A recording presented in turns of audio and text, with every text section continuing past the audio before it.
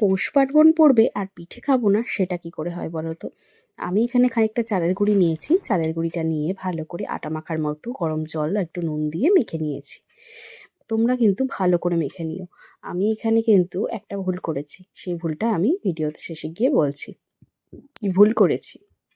আমি এখানে পুলি পিঠে তৈরি করছি। পুলি পিঠের জন্য প্রথমে আমি এখানে ভালো করে পুরটা তৈরি করব।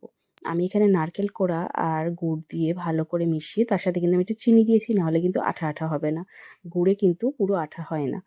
আর এখানে দিয়েছিলাম কিন্তু একটা এলাচ থেতো করে। আমি এখানে ভালো করে পুরটা নাড়িয়ে রেডি করে নিয়েছি। এখানে কিন্তু আমি ২ রকম পুর দিয়ে করেছি। আমি এখানে দোকান থেকে আনা ক্ষীর দিয়েও করেছি, আর নারকেলের পুর দিয়েও করেছি পিঠেটা। তো এই যে আমি পুরটা একটা পিঠে তোমাদেরকে করে দেখাচ্ছি। প্রথমে একটুখানি লেচি নিয়েছি, আমি ছোট ছোট করে করেছিলাম, তার মধ্যে দিয়েছিলাম কিন্তু পুর। এখানে আমি ক্ষীরের পুরটা দেখাচ্ছি। সবটা দিয়ে ভালো করে যে যেরকম শেপ পারো সেরকম শেপ করো, যেমন মোমো হয় ঠিক ওই টাইপের।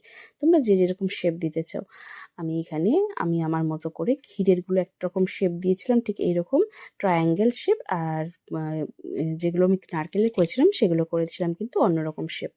এদিকে কিন্তু আমার শাশুড়ি বসে গেছে খানিকটা চুষি পিঠে করতে, কারণ ওনার মতো পিঠে করতে কিন্তু কেউ পারবে না, আমিও পারবো না। যাই হোক, আগেকার দিনের মানুষরা পিঠে পুলিটা একটু বেশিই ভালোবাসতো আর ভালো করতো।